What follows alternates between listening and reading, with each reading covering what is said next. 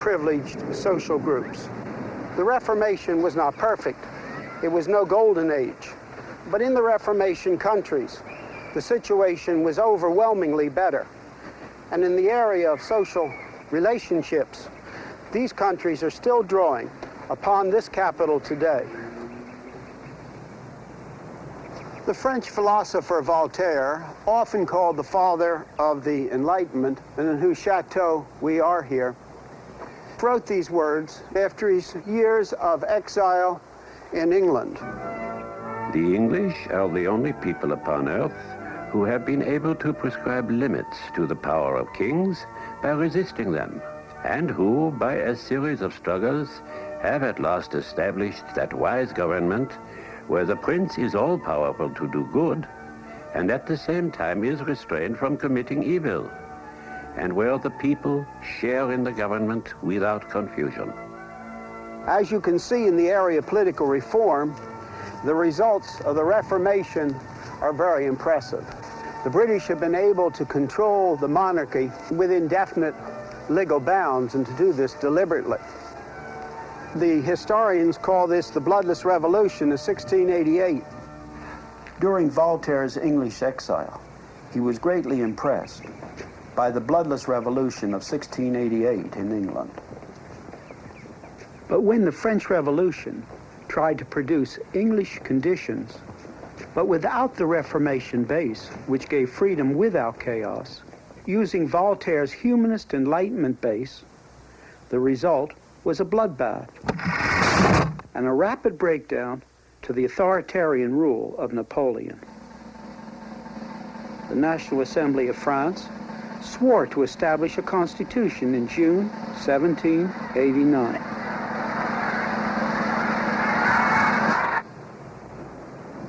This was the first phase of the liberal bourgeois plan for the French Revolution.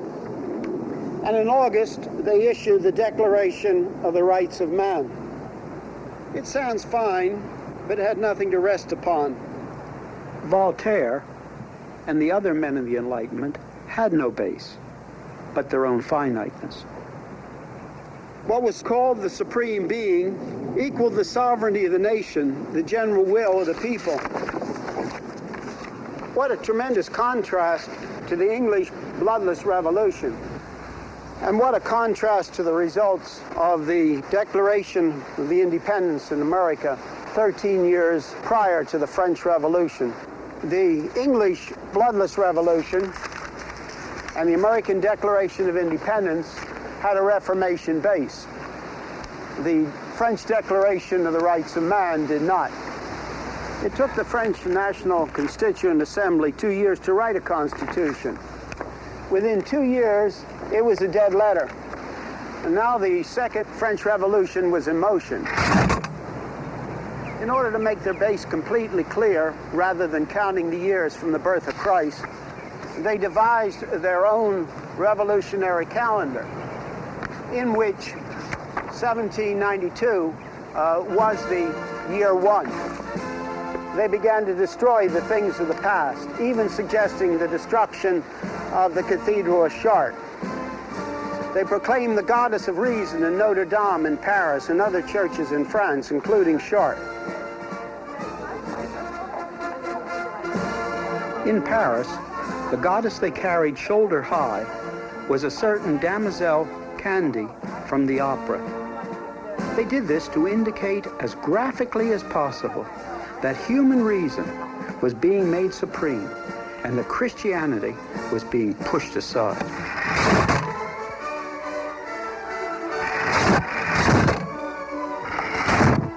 Before it was all over, 40,000 people, many of them peasants, were killed by the government and its agents.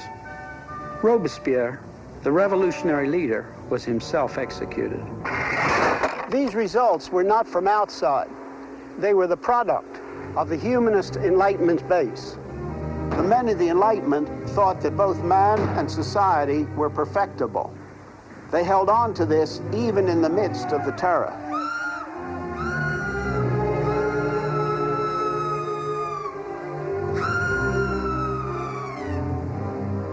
Just as in the later Russian Revolution, There was no choice, given the humanist base, except anarchy or repression. Sometimes the French Revolution is related to the slightly earlier American Revolution, but in reality, this is incorrect. The American Revolution is related to the English bloodless revolution. And on the other hand, in contrast, what we find is that the French Revolution is very much related to the Russian Revolution. And then by 1799, Napoleon had arrived to govern as a one-man elite, just as Lenin later did in Russia. Allowing for local influences, it would seem that most of the revolutionary changes which came in the south of Europe came by copying those changes that the Reformation brought forth in the area of freedom in the north of Europe, even though they contorted them in certain places. And when we think of the Reformation and what it brought forth in northern Europe by natural growth, and when even we think of what was brought forth by borrowing in the south of Europe, it stands in gigantic contrast to that which communistic countries have produced and continue to produce.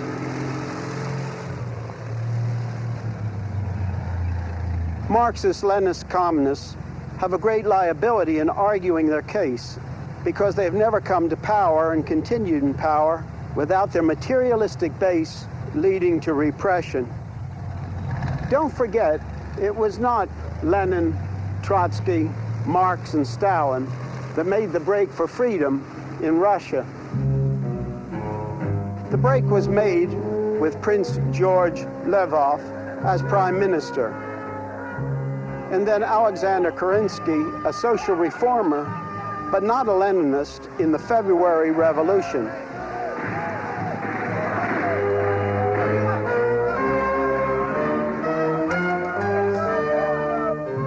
Lenin, Trotsky, and Stalin took over this revolution made by others in October of 1917 and built a regime of repression from the beginning. The Bolsheviks, Leninists, were only a very small percentage of the Russian people and made up only 1/4 the Constituent Assembly. But when the Constituent Assembly, only just elected in November, met for the first time in January of the following year, 1918, the Bolsheviks dispersed it by force. The election of the Constituent Assembly was the first and the last free election in Russia. Repression engulfed not only political life and political freedom, but the whole spectrum of life. What was called the temporary dictatorship of the proletariat has proven to be in reality the permanent dictatorship of the small elite.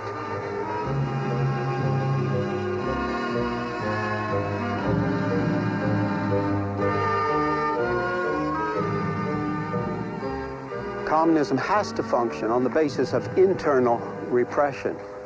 One can think, for example, of the repression under Lenin, the Stalinist purges, the Berlin Wall, the loss of freedom in China.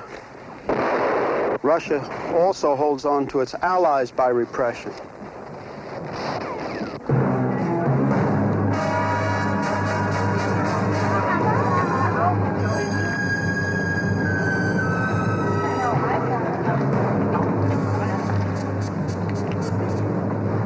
In Czechoslovakia, the repression did not end with the tanks.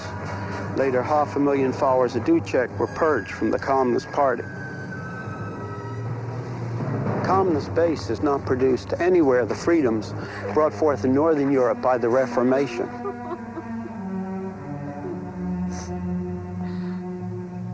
Seeing the contrast to the Southern European countries and to the communist countries, the riches provided by the Reformation in the area of society and government should not be minimized.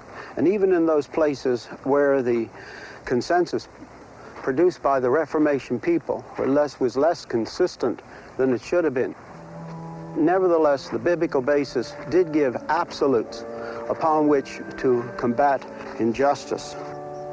In contrast, the humanist has no way to say that certain things are right and certain things are wrong.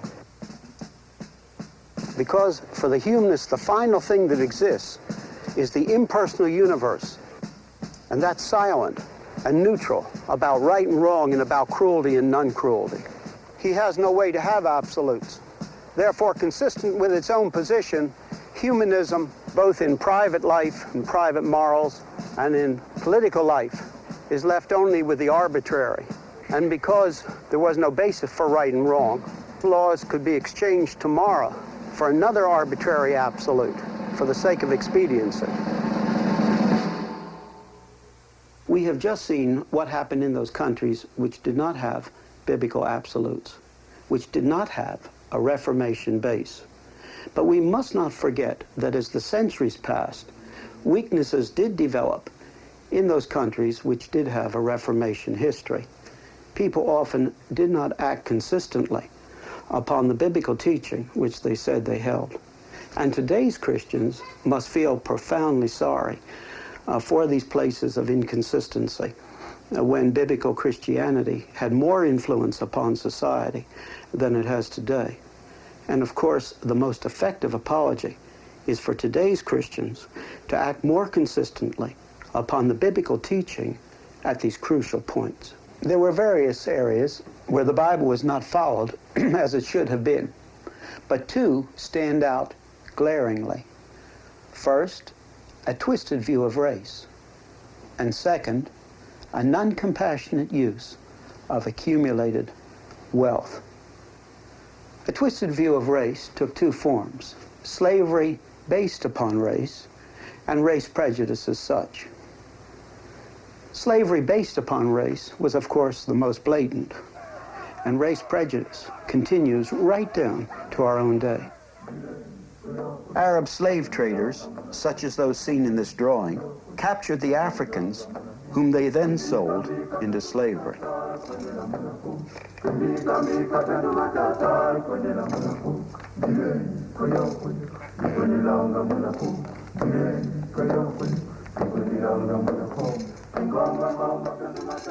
Many Englishmen, Europeans, and Americans indulged in the arbitrary fiction that the black man was not a person and could therefore be treated as a thing. Here, the United States must bear special criticism, as slavery based on race continued to such a late date.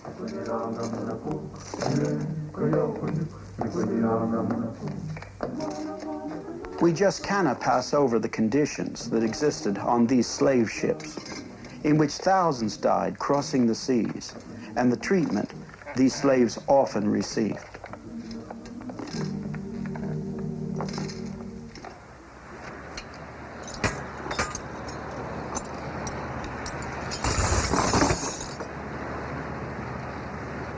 Slavery based upon race and racial prejudice are wrong.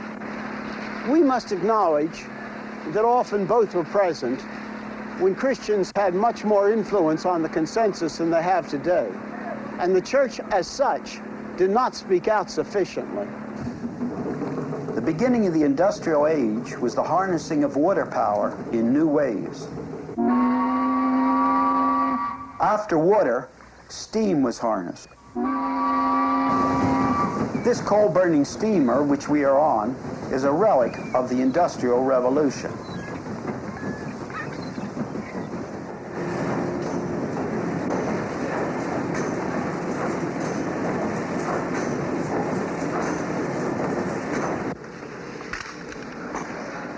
The age belonged to the inventors and the engineers. Industrialization produced a steady stream of better things. For example, better pottery for the working man's table, and a steady flow of more goods for everyone.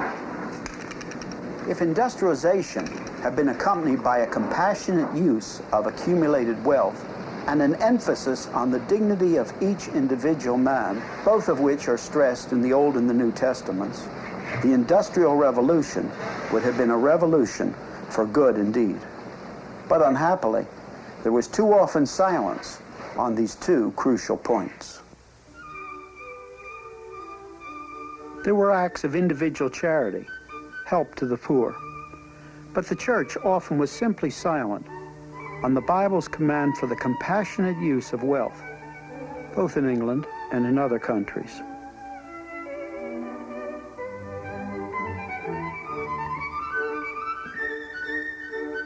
It wasn't that most people were worse off than in the previous, mostly agrarian society, but that the wealth the Industrial Revolution produced was often not used with compassion. Thus slums grew in London and the industrial towns. The average working day was between 12 and 16 hours.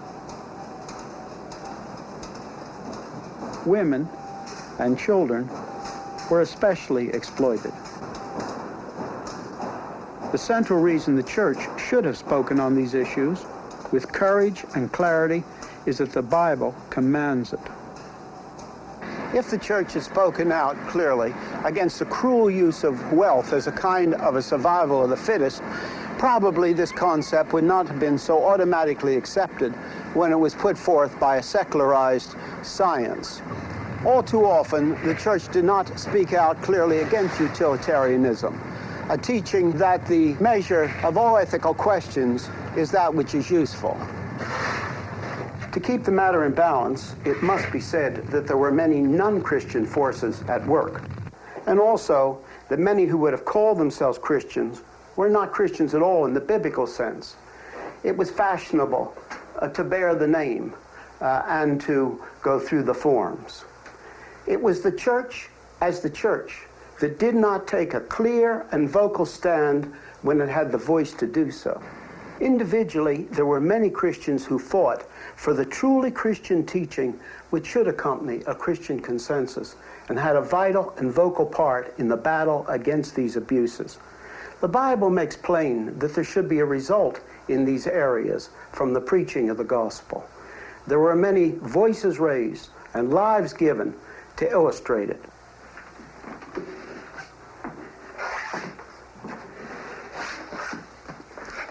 John Wesley spoke out strongly against slavery, including slavery in the United States. John Newton was a slave trader.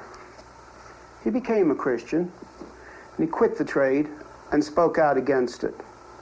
Thomas Clarkson spoke out strongly against slavery, and William Wilberforce, following the pioneer work of Clarkson, fought on and on against slavery and for the basic recognition of the humanity of the black man under God. Wilberforce the Christian, and because he was a Christian, was the overwhelmingly outstanding voice in England against the slave trade. The slave trade was prohibited in England in 1807, and as Wilberforce lay dying in 1833, slavery itself was abolished in England. I wish there had been someone in the United States as consistent to Christian principles as early as 1833 and as influential as Wilberforce. Someone who could have brought forth the same results in the United States. In Britain, John Howard, friend of John Wesley, labored tirelessly for prison reform. Elizabeth Fry, a Quaker, had a profound and practical compassion for the prisoners of Newgate Prison. Lord Shaftesbury, as a Christian, fought on and on against the exploitation of children in the factories. The preaching of George Whitefield and John Wesley revived biblical Christianity in Britain. This had a strong impact on the grassroots, which inspired political education and economic reform.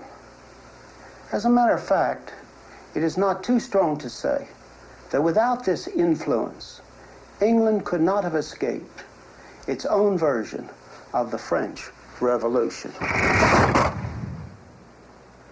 The Reformation did not bring about perfection, but gradually, on the basis of its return to its biblical teaching, it did bring forth a unique improvement a vast and tremendous freedom in society without chaos. The biblical absolutes provided a basis for a consensus of values. And within this, there could be this tremendous freedom without these freedoms leading to chaos.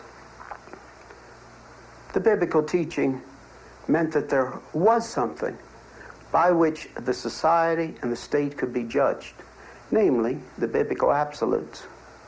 The little man, the ordinary citizen, with a Bible in his hand, could jump up and say that the majority was wrong.